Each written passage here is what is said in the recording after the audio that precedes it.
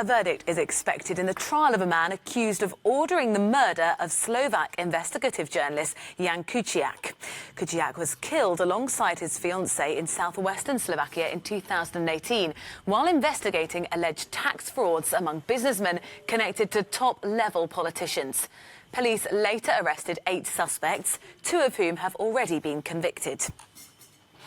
Well, for more, let's go to Bratislava to speak to Euronews reporter Jan Kuciak. Thank you for your time. Just tell us what's happening in court today. Hello. So today we are expecting the court to put ruling of the verdict out that was postponed originally a month ago because they couldn't come to a conclusion of the verdict.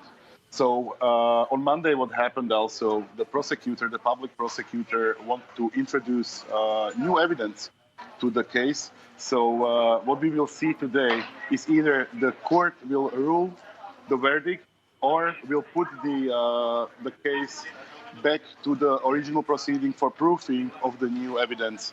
And we will have to see that later on today. Thank you very much. Petr Just is a political analyst at the Metropolitan University in Prague. He says Jan Kuciak's legacy is his work on investigations into Slovakia's most powerful people. Of Marian Kočner, who is a very powerful businessman in Slovakia, and that was the main target of many of Jan Kuciak's stories he wrote. Jan Kuciak was an investigative journalist, therefore his stories were mostly uncovering the ties between Marian Kočner and his businesses and his business partners on one hand and one side, and on the other side the ties with the politicians, state officials, the representatives of the judicial branch, the representatives of the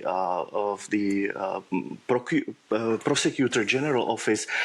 So all these connections that in a post-communist area we actually call a capture state or state capture, where state institutions are captured by some private businesses, some private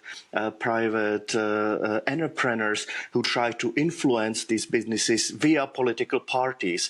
And in case of Marian Kočner, that was mainly via the political party Smer, which had been the most powerful and ruling party until the recent 2020 parliamentary elections held in February this year.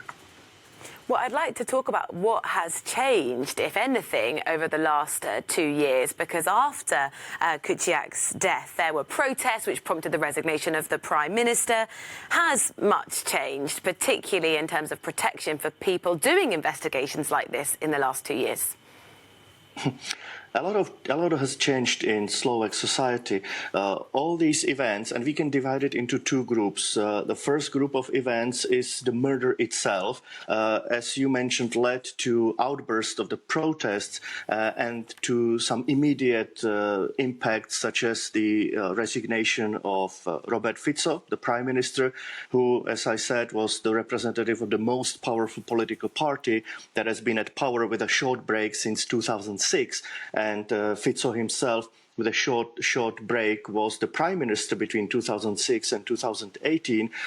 So this has changed. The top levels, the top positions in the executive branch of the government, they changed as the result of the people's pressure to take responsibility for the situation that happened.